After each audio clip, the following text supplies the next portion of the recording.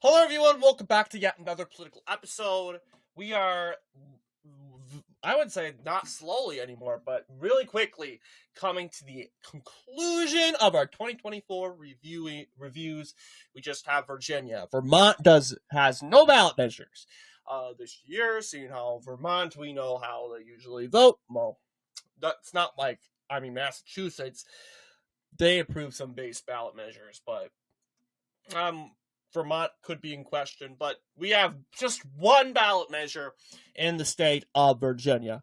And apparently, this ballot measure overwhelmingly approved. This is I want to believe, the only ballot measure we've ever ran into where it got over 90%. You'll see over 93% of the popular vote. And this one is kind of interesting. This amendment would change language about a tax benefit that is given to spouses of soldiers killed in action, making it also available to spouses of soldiers who died in the line of duty. So basically, it's saying tax benefit that is given to spouses of soldiers who were killed in action.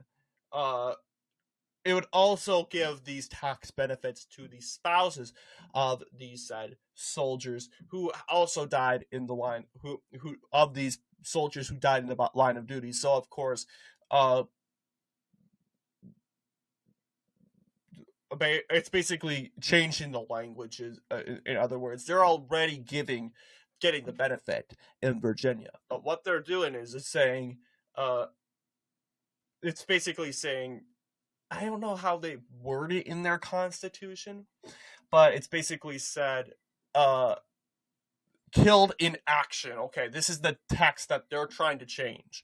Killed in action, and changing it to who died in the line of duty. They are saying, a lot of people are saying, okay, that sounds more formal, more respectful, more, of course, like we care.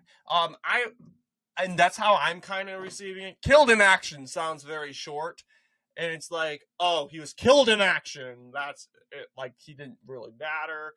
But when you say who killed in the line of duty, that line right here, the line of duty, it is, of course, a very respectable line. And it proves that you died for a purpose. That statement. You died for a purpose. Your life was given for a purpose. Rather than just saying killed in action, it's not like we don't care, but it sounds like, okay, anyone could be killed in action. I mean, let's just say there's a gang fight, of course, between two gang members, and the one gang member killed the other gang member. That gang member that died would technically be killed in action. Therefore, you can't necessarily say who died in the line of duty, because he wasn't even in the line of duty. So anyone can be killed in action, even a gang member, even a fight between your neighbor or something like that, and a violent fight, I don't know. But it's usually done with violence, and sadly, killed in action. And you're usually fighting back, because while being murdered, like a school shooting or something like that, or just a murder, while you the victim didn't have anything to defend his or herself, you're technically murdered. And technically that would still be a murder if him or her resisted that murder. But ultimately, this is making it more clear. It's making it more, the text in the Constitution, more honorable. And I think this is obviously a good idea. I mean, killed in action. It's kind of saying, okay, you died. Next soldier, or next mission. While you are moving on, but you're acknowledging, hey, look, this soldier died, but he or her died in the line of duty, like the highlighted text, meaning he or her died for a purpose. He died for a reason. And we aren't just walking away, oh, he died in action. We actually say, yeah, he died in action, obviously. But more importantly, he died in the line of duty. He died defending his or her country. That's what matters. And that's what most Virginians are coming out and saying, hey, look, this is what this obviously a lot 7%, but probably people that don't really see a problem with it. And I don't want to go judgmental on them, but I think it's important to pay more respect to our troops, because when a soldier dies, the last thing and you're going to think is, well, what will people at home, obviously my loved ones, will cry for me. But what about my fellow troops? What about my colleagues in the army? What about my friends, my acquaintances? Will they care? Or will everyone else care? Will they honor me? Or do I mean nothing to them? And yeah, it's kind of an emotional statement, but understandably so, because I cannot say they threw their life away. I think that is very outlandish and very disrespectful to say. But to put it in more of an appropriate term, they sacrificed their life. They put their life on the line for us, for all of us, and our freedom, so we can live the life that they could live. But obviously, they went to a foreign country to see gruesome things, and they kept on fighting. They kept on fighting